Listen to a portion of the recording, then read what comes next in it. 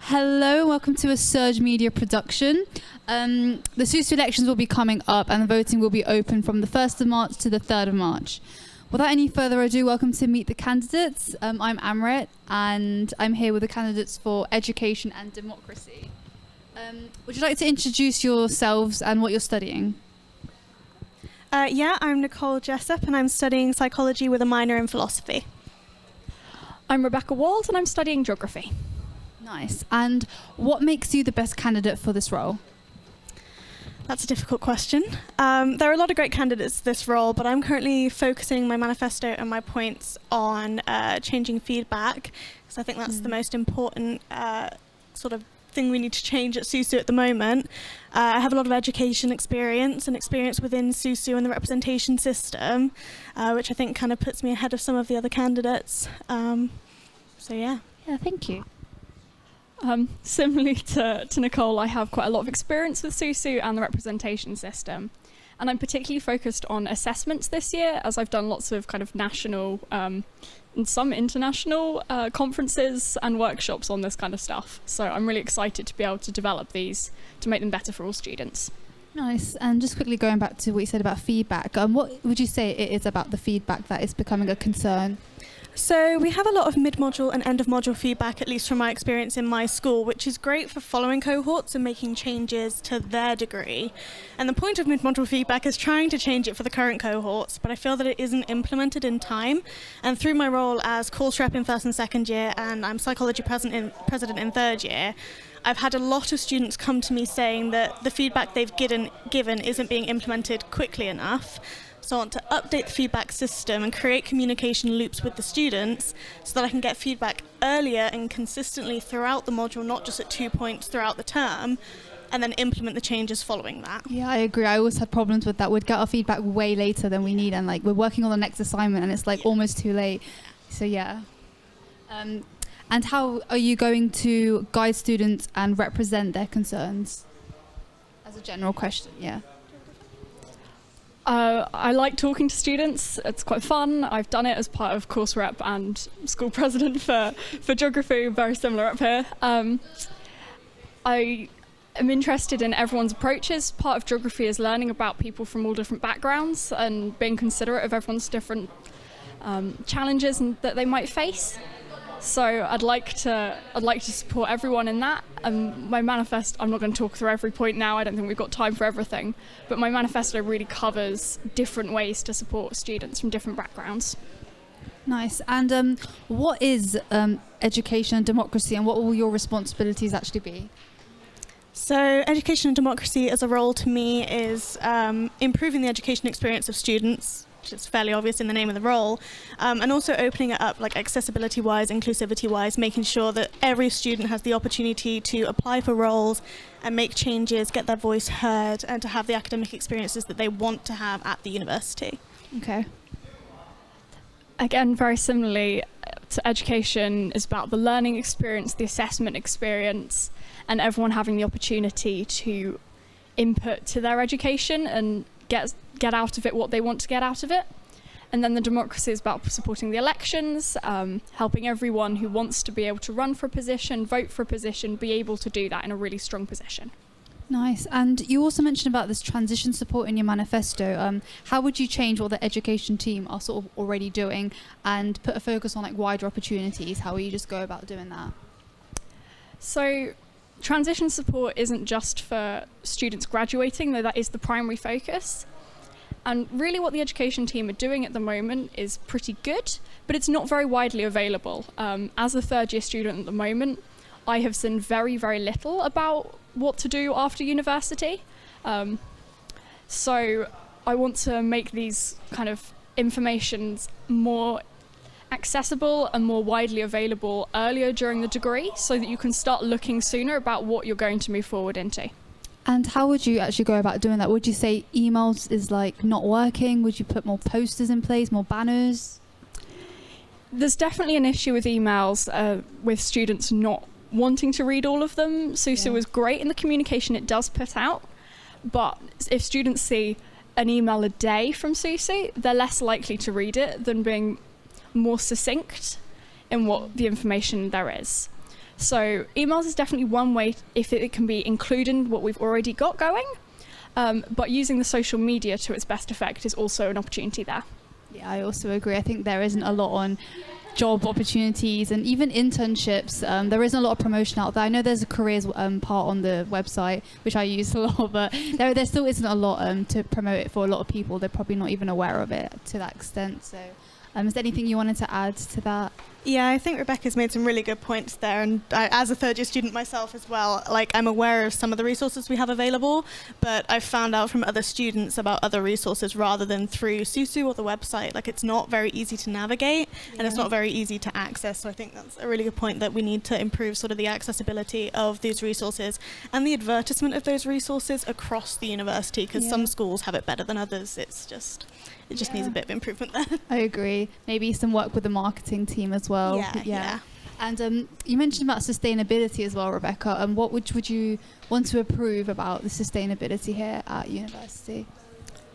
I'm going to be quite honest, the sustainability we've got going is actually really quite good. And as a geography student and someone quite engaged with what's going on, I have a better idea than most about sustainability that's currently in the works and how the university is supporting that. So rather than specifically improving sustainability itself, which I will do obviously where there are bits that need improving, I want to really highlight some fantastic work that's going on with the sustainability team at the university at the moment, because most students don't really know where this comes up in their degrees, but it's very, very helpful for people's interest. Students are very interested in it at the moment, and also very useful moving forwards and getting jobs if you can say how you know sustainability fits into what your degree is doing. Okay, would you say, what other issues, do you think our university is suffering with any issues in sustainability? The university definitely isn't looking forward quite enough, I don't think. So we've got some things going on, but our extended plans for adaptation support in the much longer term is a bit lacking. And some of the signage about sustainability isn't always the best, but I really want students to know what there is, so there's accountability in that. Yeah, nice. And we all know the importance of communication, especially when you're talking about feedback. How will you actually improve communication, and who will that be between? Okay, so as psychology school president, it's something that I've already started working on within my own school. So what I mean by communication and feedback loops is if I can improve the feedback systems that students have access to, so whether that's something that they can respond to 24/7, something on their Blackboard site for their school or something similar like that, the communication loops, it kind of links into the representation system. I want to utilize the reps a bit more to help monitor this feedback. Opening the communication between the students and the staff and myself with SUSU means that we can implement the changes that need to be seen. So if we have a recurring problem from a particular school or a particular module, we can highlight that. Then conversations with myself, the representation team, and the staff in that school or in that module can all work together to create a solution, a compromise that best benefits the students in that And position. how would you make that comfortable? Because I know not all students are comfortable putting themselves forward saying, my lecturer isn't marking this or giving this to me in time. How would you make that more comfortable? Yeah, so that is a problem I've run into as course rep myself, where students don't want to come forward and give this feedback. So preferably if I can make this method of giving feedback anonymous, I think that would open up the communication from some students, make it a bit easier for them to actually take part in it, because they don't want their name attached to something or they don't want it to come back on them. So if I can make this anonymous, then they'll be able to give that feedback without it coming back to them, either positively or negatively if they don't want it to. Okay. And do you have anything to add on that? Yeah, just a little bit. So I did an internship with geography at the end of last summer, creating a SharePoint site which aims to do some of these things about increasing communication and allowing students more opportunities to feedback anonymously. And that has been really useful, but it's most useful if it can be implemented from the very, very start of the year. So it's a really exciting area to look forward to. This is also an interesting point about whether students outside of the school can feedback. So that's one of my manifesto points as well. And students who aren't part of the degree, so I'm the School of Geography, if we have students from international relations taking some of our modules, they're the most likely to be left out of feedback. So having a central system on the Blackboard module page, for instance, will be give everyone the greatest opportunity for feedback. Nice. And I have this problem. I feel like lectures aren't recorded, and which makes it a bit of a hassle for people who genuinely cannot make lectures or want to just revisit it. How would you say you'd go about improving that? I think that's a huge thing. Yeah, so, okay, recorded lectures are absolutely great. I myself, if I'm away, if I'm going to see family and I come back and a lecture isn't recorded, obviously you have a hassle as a student of finding another way to access that content.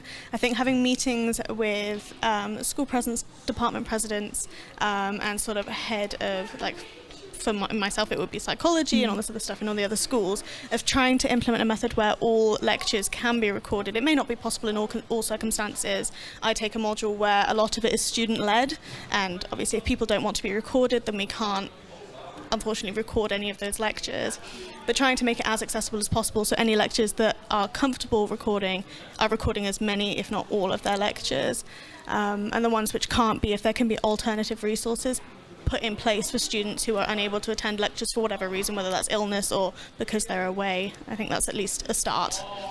Okay, yeah. I completely agree. As well as this, sharing some good practice between departments by having kind of meetings with school presidents, letting everyone kind of communicate together is really useful for kind of saying what you can do better and how we can improve recording of lectures. But also just telling students that lectures should be recorded in most cases gives more accountability to lecturers and more opportunities then for students to say this isn't happening and know how to complain about that. Yeah, I agree. And would you say there's anything else regarding like classroom, like the working environments, anything that needs to be improved to help like inclusivity? Would you say there's something that needs to be improved there that you'd help? Yeah, definitely. So a lot of my friends actually have sort of ADHD and other issues alongside this, or are in the process of getting an ADHD diagnosis and have other learning needs that aren't being met in their lecture theatres. And a lot of it is because there are a huge number of students in these lecture theatres that have a vast range of needs. However, I think if we can implement something which means that we have a better intake of information about students with, special education needs or ADHD, other kind of conditions like this, then we can at least inform the lecturers, inform the module leads who are going to be working with these students to offer them better support, working with VP welfare in trying to improve the kind of environment for these students. When someone is trying to get an ADHD diagnosis or something like that, it can take up to 18 months before you can actually have the diagnosis. 2 years. Yeah, and without that, you cannot actually get extra time on an exam. You can't get these extra resources very easily within the university. So trying to implement something which allows these resources to be accessible to these students before they actually receive the diagnosis, I think is definitely something that we need to take a step towards in lecture theatres. Even if there's 200, 300 plus people in that room, these people still need those accommodations. Yeah, I agree. So. Yeah, I absolutely agree. It's particularly difficult for students awaiting diagnosis to get the support they want. So the position of EdDem, working with Welfare and Community, President, the rest of the SAB team, need to find a way to implement a self-reporting tool for this so that students don't, if they're not comfortable with it, don't have to say, it's me, I'm the one who can't do this as it is at the moment, but a way that information would feed back to lecturers so lecturers know that they have students in their class who have mental health difficulties or ADHD or any other kind of accessibility requirements.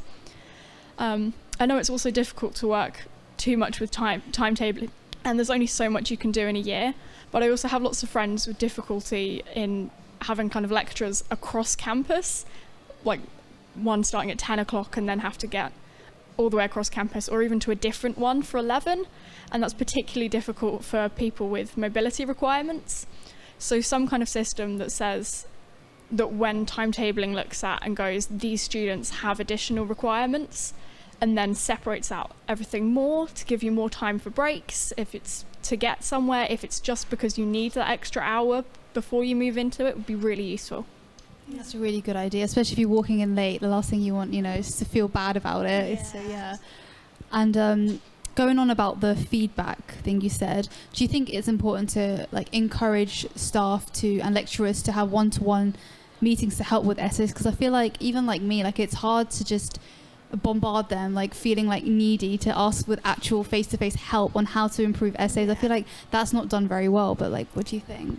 I think this is something that we can utilise academic reps for. So I say that the academic representation system is underutilised, and that's because, having been a part of it, and I'm sure you've experienced this as well, I feel that the reps can do a lot more than they're currently doing. So when I was in that position, it was collecting feedback 3-4 times a year before a student staff liaison committee. And I think that if we can get the reps to, encourage staff at a module basis to implement lecture-wide, resources to do with essays and things like that, but also encourage, I remember in first year, I didn't even really know about office hours and things like that. Yeah, what's an office hour? So, if we can advertise things like that and really encourage students through the reps, because I feel like if it's a student in your own year who you know the face and the name, it's a lot easier for them to say, oh, look, you can go on office hours and you can meet with them then. Or if we can utilise another system, whether it's going to be an anonymous way of signing up or something online where you can just go and say, I need to meet with you as of this date regarding this assignment, and the lecturer can set up some resources and set up a meeting with them. It may not always work perfectly first time, but I think utilising the representation system to actually encourage these meetings and encourage the kind of communication between staff and students regarding essays, assignments and all this kind of stuff, I think would be really useful. I think it's important to motivate lecturers to feel open and accessible, because I feel like it's hard to feel like that. I think as well, further training with the reps would help with that, because I know in some schools I've heard very good things about the third year MEC-Eng reps who have done an amazing job of motivating their lecturers to actually do what the students want them to do in terms of assignments, in terms of essays, exams, all this kind of stuff, really getting the support that they need.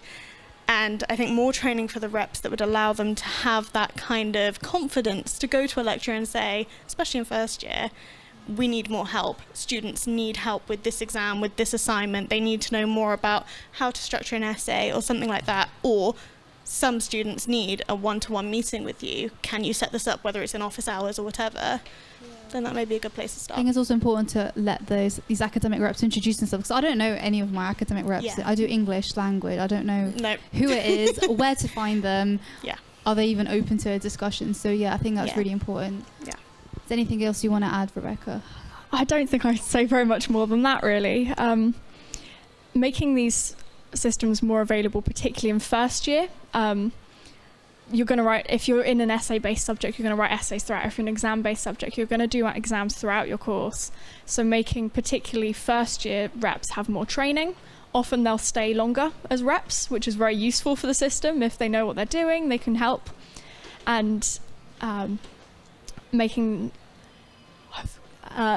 giving them more opportunities to feedback, to have those office hours, to share what's available is also very useful. We can also use the library has a lot of these kind of resources, which I don't think is widely spoken about. So it would be really nice to implement a student, particularly an academic rep-led session for students in first years, to say, here are some of the resources available that I've learned about through my training as this. Also, here's how to contact me, here's how to contact your lecturers and your tutors, would be really useful. Yeah, and I feel like emails, in first year there was a few emails on workshops, but they're just emails. I think they just fly by. So I think it's important to have that strong presence of these academic reps. So I completely agree with you. Yeah. And for the final question, if you had all the money and time in the world, what would be the main manifesto point or policy you'd like to implement? Okay, I'm going to sound like a broken record, but communication and feedback loops really is what I'm going for this year. If I can lay the foundations out for feedback to be collected from students across all cohorts of all degrees that can then feed back to reps, myself, department presidents, we can implement changes quicker and easier. And that's not just something that would affect myself as VP Education and Democracy. It's going to affect every VP Education and Democracy to come after me. If they already have these systems set in place, then changes carrying on in future years are going to come easier. They're going to come quicker because they're going to learn about them quicker and easier. So that's definitely what I go for. Thank you. It's difficult to choose one of the points. I'm particularly personally invested in the assessments that I spoke about earlier and reviewing those timings and weightings, but I don't think that's something we need an unlimited budget for. I think that is very doable. So if I had an unlimited budget to do stuff, I'd really want to be very collaborative with students, be able to hold as many kind of one-on-one or me and a group of underrepresented students from different backgrounds to find out exactly what would be most helpful for them and be able to support that in the way that they want it to. Every single student is different. The same accommodation won't work for everyone, but by having more discussion groups with smaller groups of smaller diversity, but doing that across all spectrums of diversity would be really valuable in ensuring that there was something in place for every student should they need it. Thank you so much. Yeah, that was amazing. Just to let you know, the elections will be open, voting will be open from the 1st to 3rd of March. So please get voting. Thank you.